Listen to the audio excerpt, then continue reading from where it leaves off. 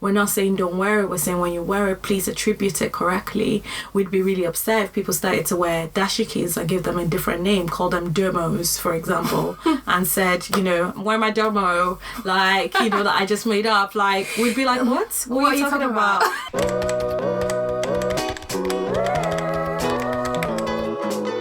Hi guys, welcome back to another Cultureville video. Today we're going to be addressing the topic of cultural appropriation versus cultural appreciation. My name is Ronka Jane. My name is Adiola Adelakin. So we're just going to discuss the whole topic of cultural appropriation, especially with regards to African culture, African fashion, and how you can tell the difference between cultural appropriation and cultural appreciation, and how you can appreciate correctly. Yeah, that's a really good place to start. So I guess to start with, we just kind of want to go through some definitions, and we feel like this is such an important time where people are extremely keen to support Black brands, but people want to know how to do that in a way that's respectful. And I think, being unable to tell the difference could mean that it has negative ramifications for those brands that you want to support. So we want to make sure that you are as well equipped with all the information that you need in order to be able to navigate this time successfully. So Jane's going to kick us off with some definitions. Yeah, so just in terms of appropriation is defined as the act of taking something for one's own use, typically without the owner's permission. And when we think about cultural appropriation, that's taking elements of a culture without the permission of that culture or recognition of the culture, and without giving credit back to the cultural origins.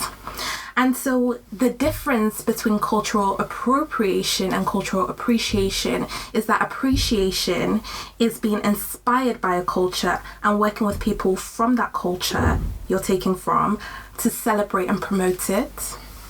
Yeah. So guys, that's the difference between appropriation and appreciation.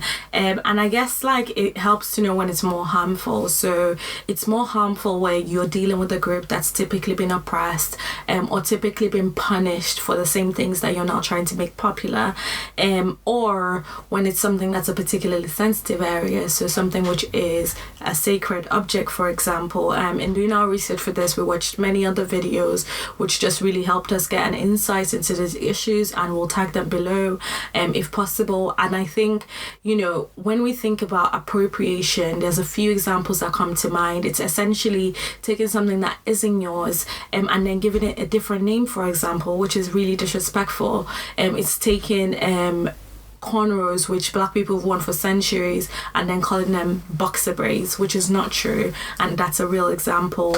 It's taking Native American headdress and then giving it a different name, which is completely wrong. It's taking bindis and just using them as a fashion statement, whereas they have a more important meaning. We're not saying don't wear it. We're saying when you wear it, please attribute it correctly. We'd be really upset if people started to wear dashikis and give them a different name, call them dermos, for example, and said, wear my dermo, that I just made up. We'd be like, what? What are you talking about? This is a dashiki. This is a thing that's been with us for centuries, and we wear it, we feel comfortable and stuff like that. So it's not because I would say with Cultureville, more particularly in our African brand clothes, it's not because it's sensitive. It's just that when you wear it, we want you to attribute credit where it's due, really. Yeah, and we're just going to give you a few different examples of what cultural appropriation looks like versus what cultural appreciation looks like. So cultural appropriation looks like wearing an item that's particularly culturally sensitive and not having the permission to do so.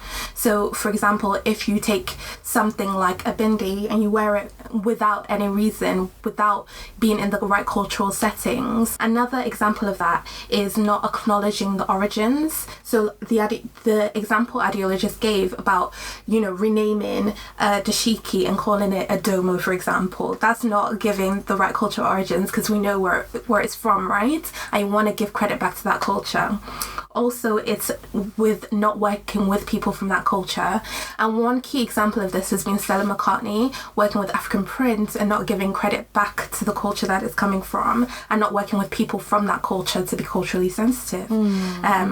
Also, inauthenticity. When it's not from a place, you really want to make sure that you've done your research and you've made it as authentic as possible.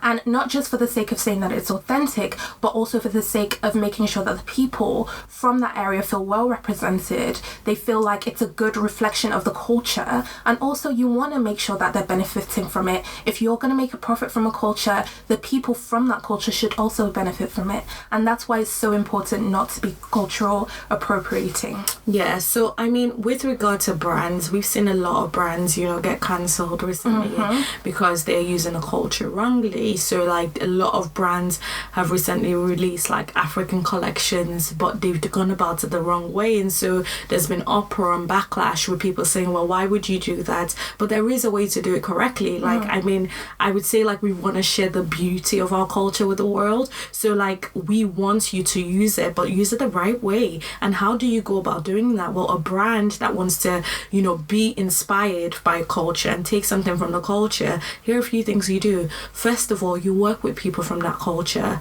You do work with local brands, work with local talent, work with people who know exactly what they're talking about. And, you know, like that's gonna make sure that your item is more authentic, like Jane said.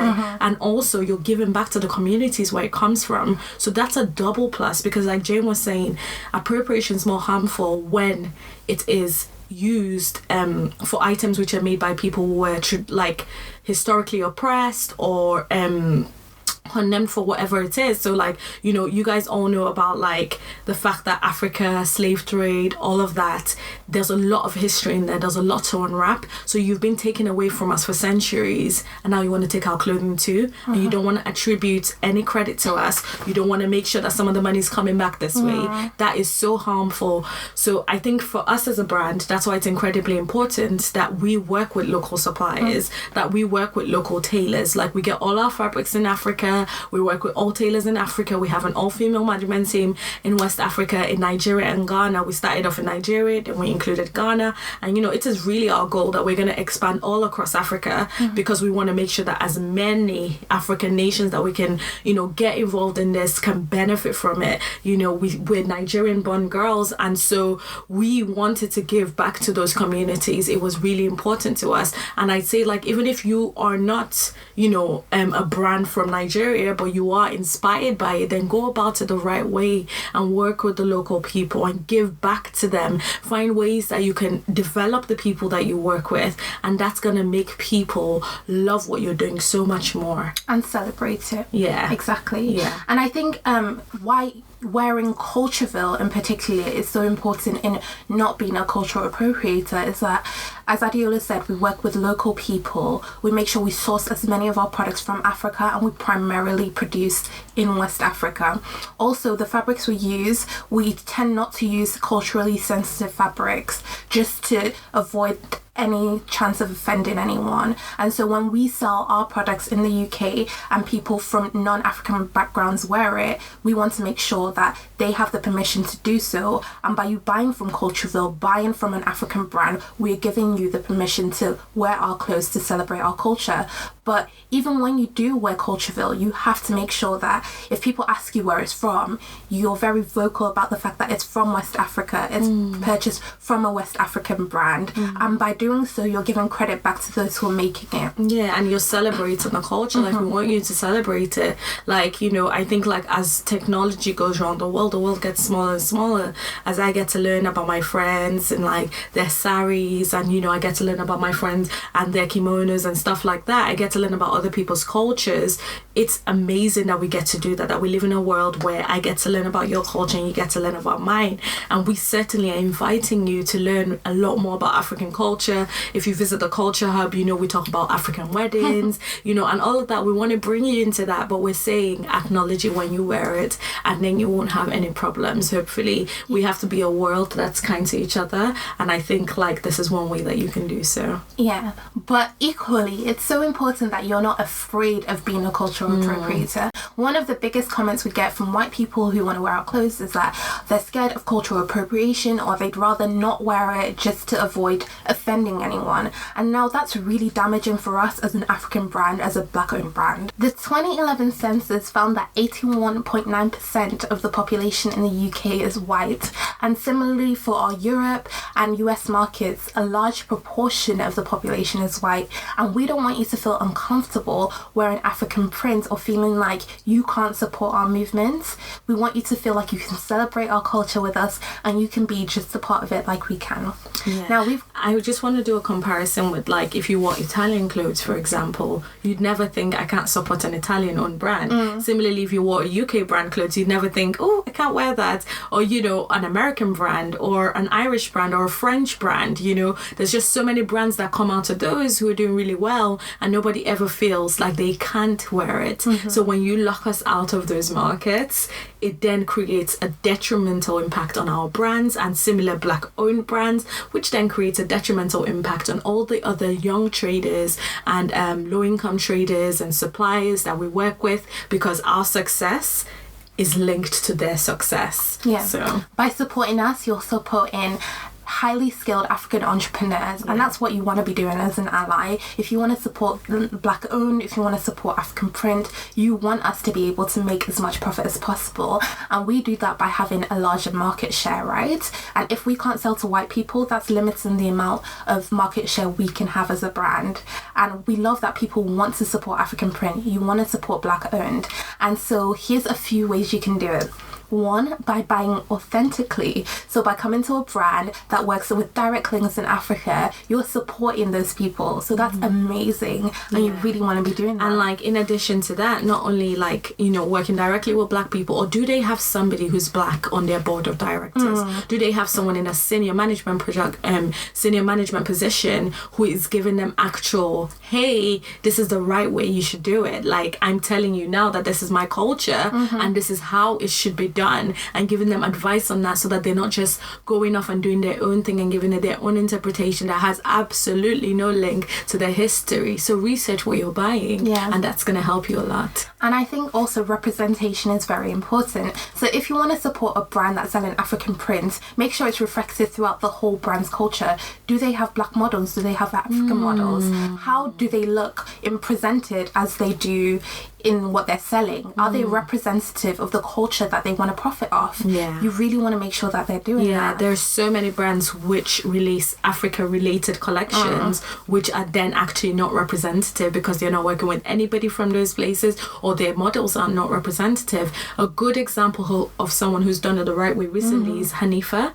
She recently released a collection relating to Congo, but she's actually originally from Congo, and her models are representative of what she's released. So it's a really good way to make sure, hey, are things tallying up here from the top to the bottom, from who's on your website to who created it to who's on the board of directors. And you don't need to check every single one of those facts, but if you go on a website and you go on the About Us, you look through the pictures, you're going to notice things. And so those are just a few ways that you as an ally can support Black owned and support African print, and that's the difference between being an appreciator of the culture and being an appropriator of the culture. Yes.